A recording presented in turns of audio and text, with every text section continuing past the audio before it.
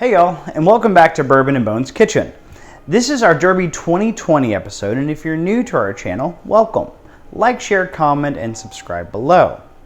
So, as you can tell, we're putting out this video a little bit early than normal, and that's so that you can actually get all the ingredients you need for your Derby party. And I know it's 2020 and parties are going to be virtual, but you need the right drinks to wow your friends. Or if you are meeting a bit more in person, perhaps a nice mint julep mask like my aunt made for us. You can actually rock one of those as well. Tonight we're going to be talking about the official drink of the Kentucky Derby, the mint julep.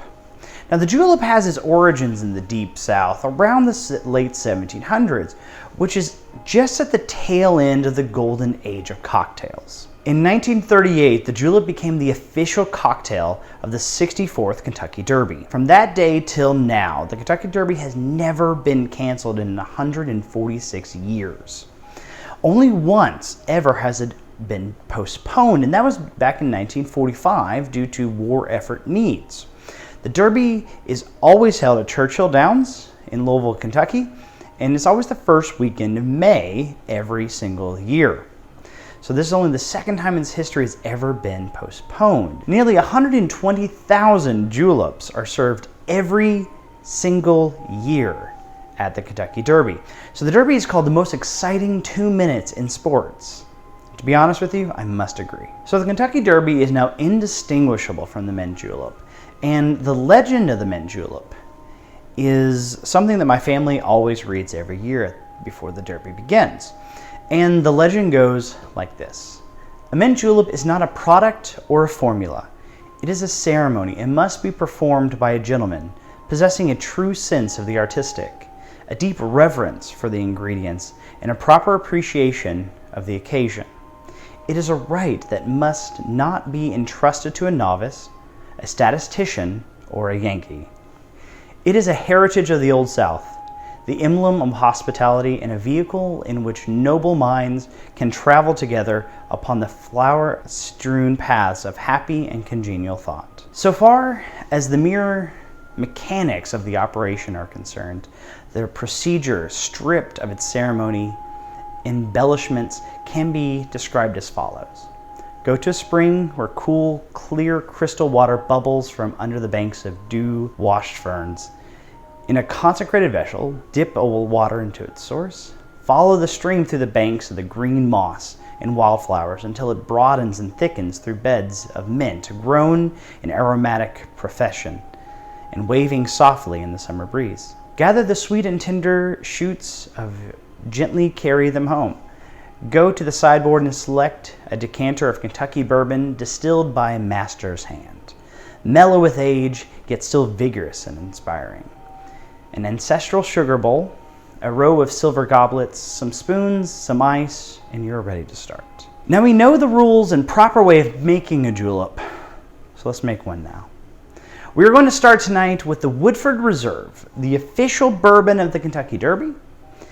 And every year they release a Kentucky Derby edition of Woodford Reserve that I've been collecting for a little bit, and those are always a lot of fun. So let's start.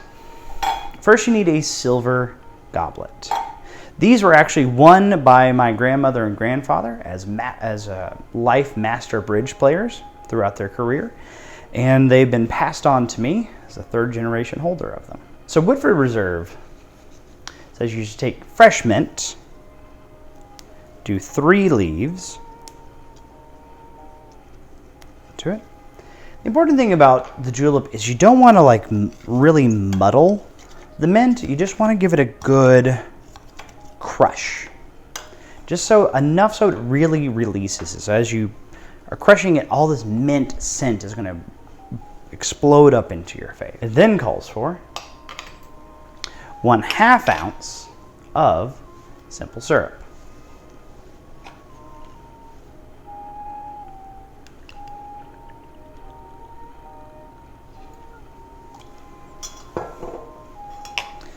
And 2 ounces of Woodford Reserve.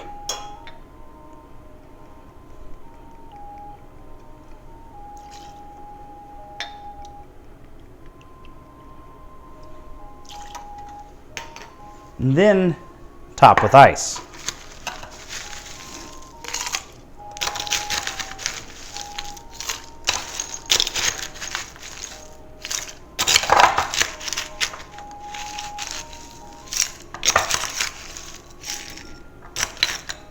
What I like to do next personally is just give it a little bit of a stir, kind of incorporate some of that water in there. You want a little bit of ice on top.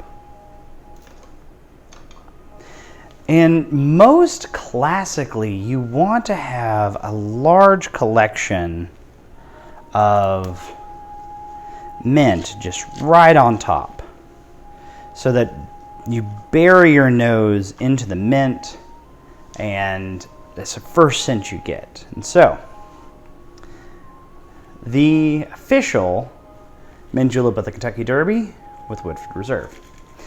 The important way to hold a silver goblet, though, is at the bottom or at the very top. You want the outside of this to really frost over and bring such relief to the summer heat there. So let's give it a taste.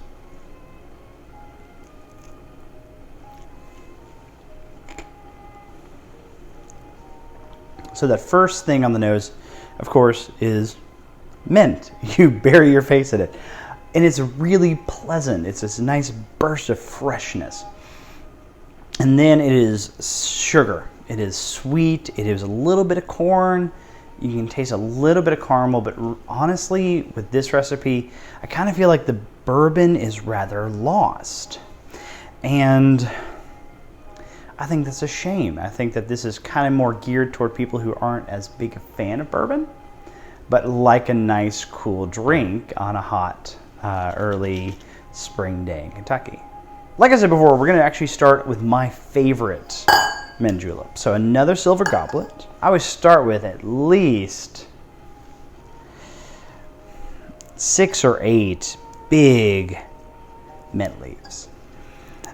Not because I do love mint, and my family will openly attest to the fact that I am a huge mint fan. But the biggest thing is I really want to be able to taste the mint through the cocktail. And yet again, though, we sit there and kind of just give them a good crush, kind of wake them up a bit until you can really smell that mint coming out the top of the goblet. Now, like about a bar spoon or so of simple syrup. I don't like it overly sweet because I feel like it's overwhelming.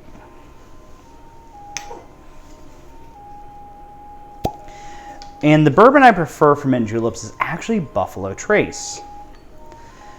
And Buffalo Trace, if you're watching this ever, put it in a bid. I think your bourbon is better for a mint julep.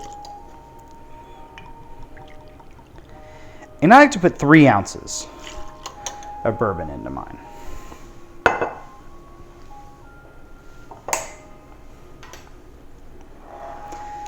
Again, we finish off with ice.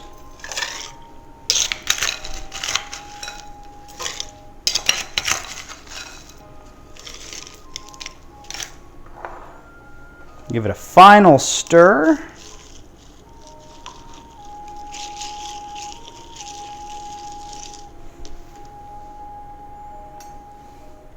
Instead of a big pile of mint on top, I like to have just a nice sprig of it. So it looks nice. The mint is still definitely coming through the top, but it's not all you get on the nose. My favorite mint julep.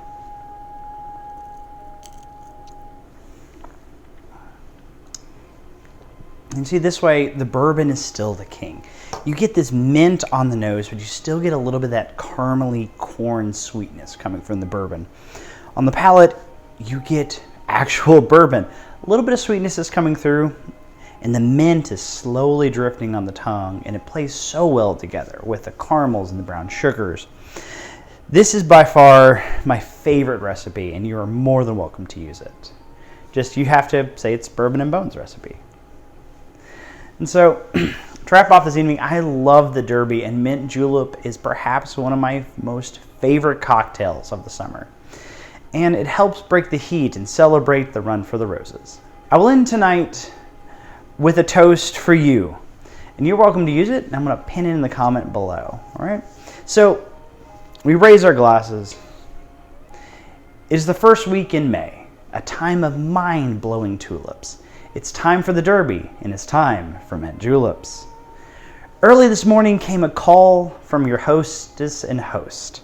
We need a Southern gentleman to make a mint julep toast. Unsure of this requirement, I must this confess. Southern I am, but a gentleman? Well, that is in question. Now I see you're thirsty, so I'll be short and really sweet. Just say there's no one throws a Derby party better than Bourbon and Bones. Now raise your big goblet, because I know what you're thinking. Will this guy ever shut up so we can start drinking? Drink it down now, and may it leave you feeling a bit frisky. Because there's no tonic for the body like old Kentucky bourbon whiskey. Cheers. Share a bourbon with someone. Good night.